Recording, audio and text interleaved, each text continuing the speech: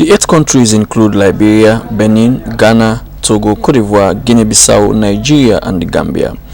The over $1.9 million is meant to help the West African member states reduce fistula among its population.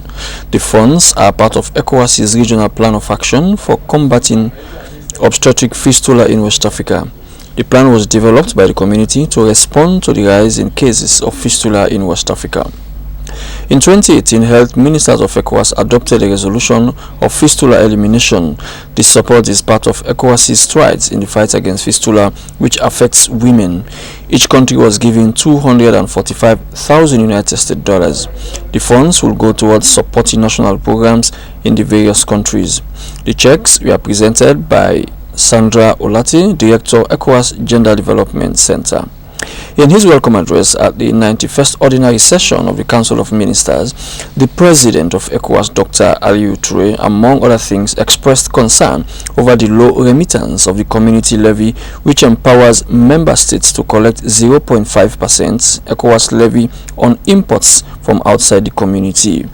The challenge to deposit the collected funds into the ECOWAS bank accounts at the country level, according to the President, is a serious challenge. Member states under sanctions have stopped remitting the levy, and this is depriving ECOWAS of badly needed funds in the wake of increasing security challenge, humanitarian crises, political instability, and the demand for socio-economic development by West Africans. For some time now, the levy collection has been a challenge. The amount of 0.5% ECOWAS levy on imports from outside the community has been collected by member states on behalf of ECOWAS and ECOWAS institutions. However, accessing these funds, as well as their physical deposit in ECOWAS accounts at the local level, remain a challenge. This has led to low resource mobilization. Excellencies, I just want to repeat this point.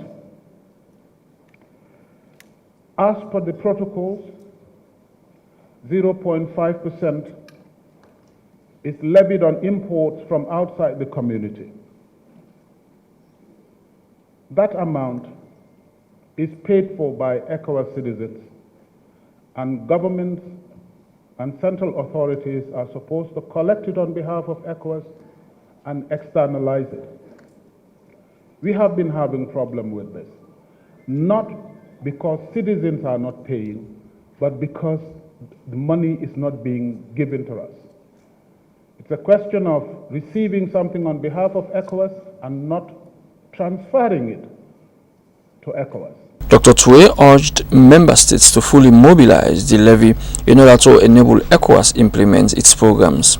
The President mentioned recent elections in Guinea-Bissau, Sierra Leone and Liberia as part of signs that democracy is alive in the ECOWAS region and change is possible through peaceful means. Chair Council of Ministers, who doubles as Nigeria's foreign minister, said the end-of-year statutory meeting comes at a time when the region faces unconstitutional challenges of governance, insecurity, violent extremism, and global economic downturn. The next few days will see rigorous discussions between the ministers who are going to set the stage for the presidents, who are expected to also converge in Abuja to discuss emerging issues affecting the region. The headquarters of ECOWAS in Abuja, Nigeria, where the 91st Ordinary Session of the Council of Ministers has just begun. This summit is coming just 5 months after West African presidents met in Guinea-Bissau, where President Tinubu of Nigeria was elected to serve as chair of ECOWAS for the next 1 year. Since that time to now, there have been so many developments in the ECOWAS member states.